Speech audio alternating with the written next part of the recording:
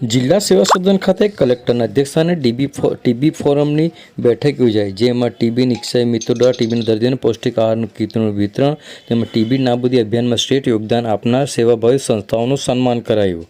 છોટાઉદેપુર જિલ્લાને ટીબી મુક્ત કરવાના ઉમદા હેતુ સાથે જિલ્લા કલેક્ટર શ્રી ગાર્ગી જૈનના અધ્યક્ષસ્થાને જિલ્લા સેવા સદન કોન્ફરન્સ હોલ ખાતે ટીબી ફોરમની મહત્વની બેઠક યોજાઈ હતી. આ બેઠકમાં કલેક્ટરશ્રીએ જિલ્લામાં ટીબી મુક્ત ગ્રામ પંચાયતોની સંખ્યા વધે અને ટીબી નોટિફિકેશનની કામગીરી વધુ સઘન બને તે માટે જરૂરી માર્ગદર્શન અને સૂચનો આપ્યા હતા.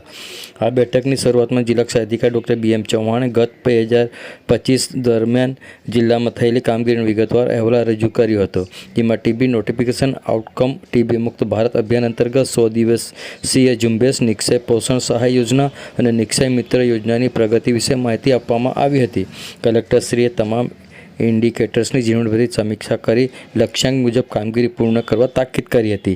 આ અવસરે નિક્ષય મિત્ર બની ટીબીના દર્દીઓને પૌષ્ટિક આહાર કીટનું વિતરણ કરવામાં આવ્યું હતું. ટીબી નાબૂદીના કાર્યમાં વિશેષ સહયોગ આપનાર બદલ 4 ભુજા સેવા ટ્રસ્ટ છોટાઉદેપુરના શ્રી અશોકભાઈ અજમેરા તથા દીપક ફાઉન્ડેશન પ્રતિનિધિ શ્રી હાર્દિકભાઈ પ્રજાપતિને કલેક્ટરશ્રીના હસ્તે સન્માનપત્ર આપી સન્માનિત કરવામાં આવ્યા હતા.